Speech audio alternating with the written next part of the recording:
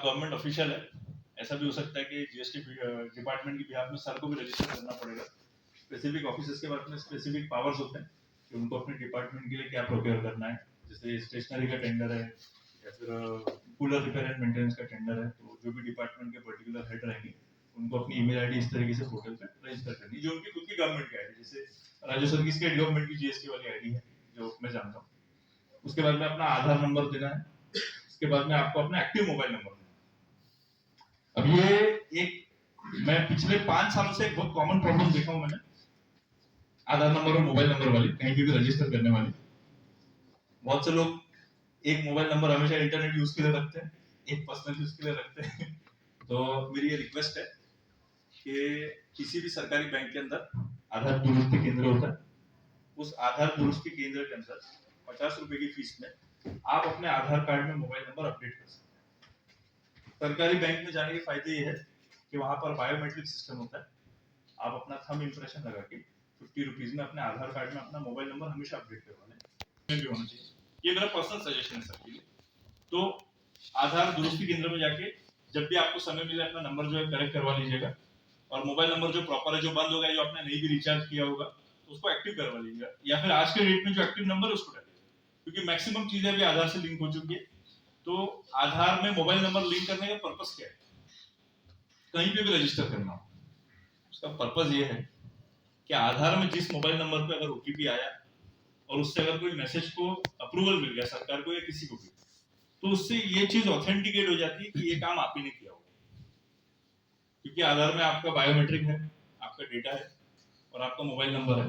तो उस mobile number पे आने वाला जो भी ओटीपी है उससे ये प्रूव होता है कि कोई भी चीज को बाय या सेल या किसी भी चीज के लिए आप एग्री करते हैं, ये उस ओटीपी से है पता चलता है। तो इसीलिए रीजन है कि हम कोई नया नंबर खरीदते हैं तो सिम कार्ड या कोई भी सिमिलर फैसिलिटी, सब जगह आधार नंबर मांगा जाता है और मोबाइल नंबर वही मांगा जाता है जिसमें आधार नंबर आपका लिंक है। तो इस चीज का ध्यान रखिए। जेम में भी ये चीज बहुत इंपॉर्टेंट है, आपका बायर या सेलर प्रोफाइल बिल्कुल नहीं बन पाएगा अगर आपके मोबाइल नंबर में आपका आधार नंबर लिंक नहीं है। तो या तो आपको वही नंबर यूज करना है जिसमें आधार लिंक है, या तो फिर आपको अपडेट करना है।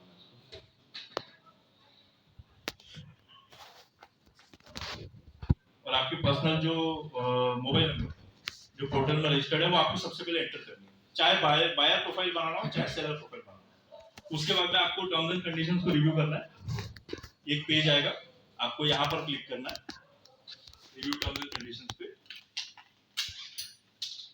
उसके बाद टर्म्स एंड कंडीशंस आएंगे total, Aadhaar number, email ID, mobile number डालने के बाद टोटल 43 टर्म्स एंड कंडीशन है, ठीक है। इसको पढ़ेंगे तो बहुत ताकत से नींद आएगी, कोई फायदा भी नहीं पढ़ के, इसको ओके करो और एकदम आगे बढ़ जाए। बहुत लोग नहीं पढ़ते, मैंने पूरे पढ़े हैं 43 एक्चुअली, क्योंकि मुझे रजिस्ट्रेशन करना था, but most of the cases में सजेस्टेबल है कि सब लोग पढ़िए अगर नींद नहीं आ रही हो तो।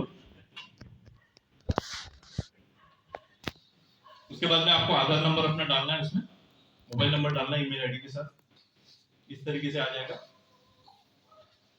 फिर आपको वेरीफाई आधार करना है, ये जो ऑप्शन आएगा इसमें वेरीफाई आधार करने के बाद आपको एक ओटीपी आएगा, उससे ऑथेंटिकेट हो जाएगा कि आपने अपने आप को रजिस्ट्रेशन जो है प्रोसेस उसके फर्स्ट स्टेप में आपने अपने आप को इंक्लूड कर दिया।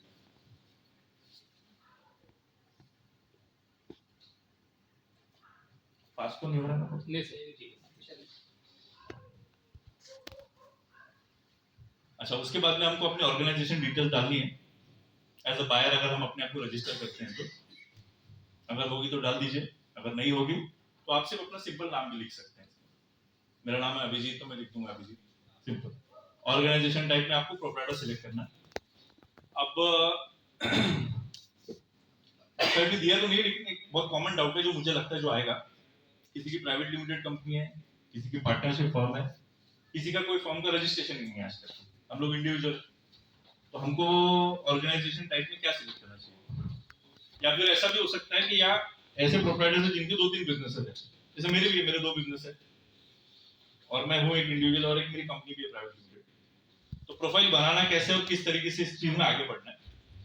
अगर आप एक प्रोप्राइटर है और आपके 2-3 बिजनेस है तो भी आपको एक सिंगल प्रोफाइल बनाकर ही उस चीज पर काम करना है।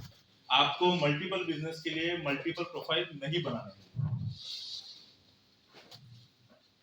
आपने अगर अपने किसी एक सिंगल प्रोप्राइटरशिप बिजनेस का नाम उसमें डाल दिया तो फिर बाद में आपको चेंज करने में और अपडेट करने में बार बार दिक्कत जाएगी उस चीज। तो कोशिश करें कि अपना जो प्रोप्राइटर प्रोफाइल है उसमें सिर्फ खुद का नाम लिखें, और उसके बाद आप जो भी प्रोडक्ट्स या सर्विसेज आप प्रोवाइड करते हैं उसको आप अलग से लिस्ट करें कि मैं ये फलाना भी काम करता हूँ, ये भी काम करता हूँ, ये भी काम करता हूँ, ये मेरे ट्रेड में। Shanaya tyres oblique Shanaya courier agency oblique Shanaya catering and event, वैसा आप लिख सकते हैं। तो ये चीज को यहाँ पे हमको ध्यान में रखना है कि पोर्टल में जब एज अ बायर या एज अ सेलर हम कभी भी रजिस्टर करेंगे तो प्रोप्राइटरशिप के केस में एक सिंगल ही अकाउंट बनाना है, मल्टीपल अकाउंट नहीं बनाएंगे। अब दूसरा फॉर्म आता है प्राइवेट लिमिटेड या पार्टनरशिप फॉर्म। उसके केस में क्या होता है कि कोई भी ऑर्गेनाइजेशन अदर देन अगर इंडिविजुअल है तो हर एक कंपनी के अंदर या एक फॉर्म के अंदर एक ऑथराइज सिग्नेटरी होता है। पार्टनरशिप फॉर्म रहेगी तो कोई भी एक कॉमन पार्टनर रहेगा, कंपनी रहेगी तो कोई भी एक कॉमन डायरेक्टर रहेगा। हमको किसको सिलेक्ट करना है? Authorise signatory. हमको उस व्यक्ति को सिलेक्ट करना है जो आपका इनकम टैक्स में भी वही सेम बंदा है जो आपका आईटीआर जो फाइल करता है, या फिर पार्टनरशिप फॉर्म में जो पार्टनर आपका ऑथराइज्ड है रिटर्न फाइल करने के लिए। हमेशा होता है अगर किसी का बिजनेस हो, ऐसा बहुत जगह हो सकता है ऑब्वियस है कि आईटीआर फाइल करने वाला, रिटर्न फाइल करने वाला, जीएसटी के और टेंडर डालने वाला पार्टनर अलग है और बैंक में चेक साइन करने वाला पार्टनर अलग है।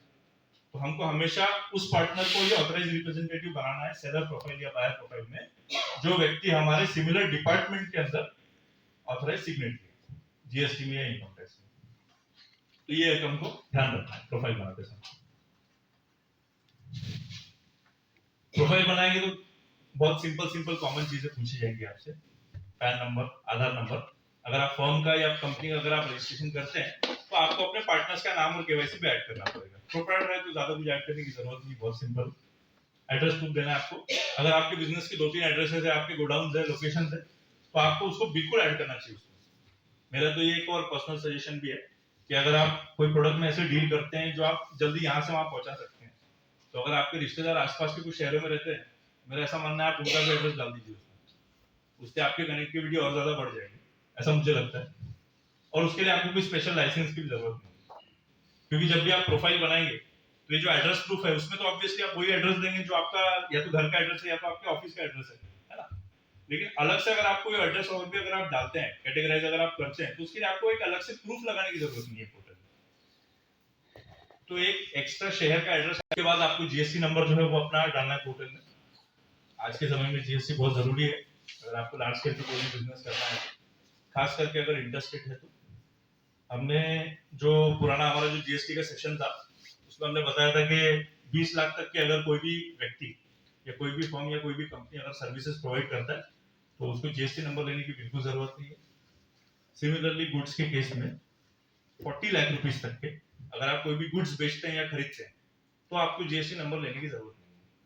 सर्विस अगर कोई भी प्रोवाइड करता है तो उस केस में 20 लाख रुपीस की लिमिट है।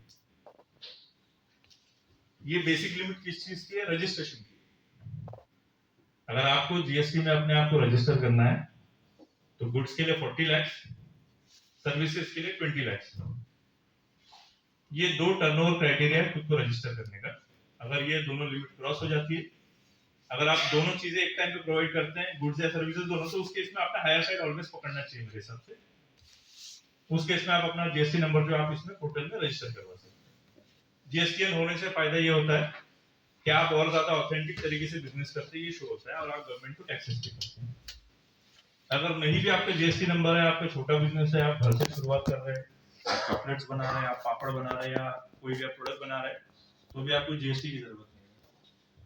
अगर आपको सजेशन चाहिए तो अपने बहुत सारे सीएस हैं, आप लोग कभी भी हमसे कांटेक्ट करके कोई भी सजेशन दे सकते हैं।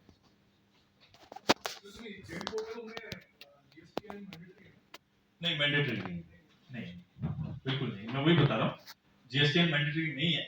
और आपको जीएसटी लेना चाहिए कि नहीं लेना चाहिए, इसके लिए भी टर्नओवर लिमिट है। ये मैंने बता दी कि सर्विसेज के लिए 20 और गुड्स के लिए 40 लाख इन अ फाइनेंशियल ईयर। एक साल के अंदर अगर टर्नओवर ये आपको क्रॉस कर जाता है तो जीएसटी नंबर लेना जरूरी है। साल का मतलब अप्रैल से लेकर मार्च के बीच कोई भी पर्टिकुलर फाइनेंशियल। कुछ ऐसी स्पेसिफिक चीजें हैं जहां आपको जीएसटी नंबर होना जेम पोर्टल में जरूरी है।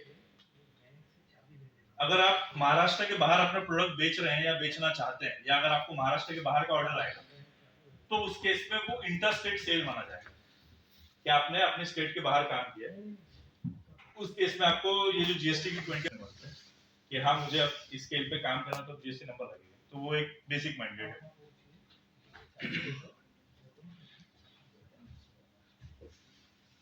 पोर्टल बहुत सारी चीजों को आपसे रिक्वेस्ट करेगा, सिमिलर जो ऑफिस डिटेल हो गई, जीएसटी हो गया, केवाईसी हो गया, नाम, आपका ऑर्गेनाइजेशन की डिटेल, वो सब आपको लिस्ट करना है।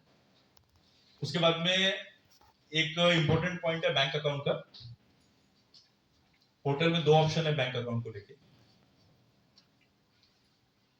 पहला ऑप्शन है खुद का बैंक अकाउंट लिस्ट करने का। प्रोप्राइटर जो है अपना सेविंग अकाउंट उसमें लिस्ट कर सकता है, कोई प्रॉब्लम नहीं है, कोई आपको रोक नहीं सकता कि आपने सेविंग अकाउंट लिस्ट क्यों किया। सिर्फ प्रोप्राइटर की बात कर रहा हूं। अगर आप प्रोप्राइटर है, आपकी 3-4 फर्म्स है, आप अगर प्रोप्राइटरशिप में 4-5 अलग भी काम करते हैं, तो भी आप एक सिंगल सेविंग अकाउंट खोल के आप काम कर सकते हैं जेम पोर्टल में। आपको अलग से करंट अकाउंट खोलने की जरूरत नहीं, सिर्फ प्रोप्राइटर के लिए। उसके अलावा अगर आपकी फर्म है या कंपनी है, फर्म का मतलब पार्टनरशिप फर्म है, तो उस केस में फिर करंट अकाउंट आपका मैंडेटरी हो जाता है, वहां सेविंग अकाउंट जो है वो यूज नहीं किया जा सकता, तो उस चीज का हमको ध्यान रखना। तो पहला बैंक अकाउंट जो है हमको खुद का पोर्टल में लिस्ट करना है, उससे हमको एक पीएमएस कोड मिल जाएगा कि यह प्रॉपर हमारा बैंक अकाउंट है। फिर वो जो बैंक अकाउंट है वो आपके आधार नंबर से वैलिडेट होगा कि बैंक में जो मोबाइल नंबर है और आधार में जो है वो सेम है। फिर वहां जरूरत पड़ सकती है कि आधार से नंबर अपडेट करवाना पड़े, तो उस चीज को एक बार ठीक से आप बैंक अकाउंट जब भी आप पोर्टल पे अपना लिस्ट करेंगे तो उस चीज पे थोड़ा गौर से उसको चेक कर लीजिएगा। Bank account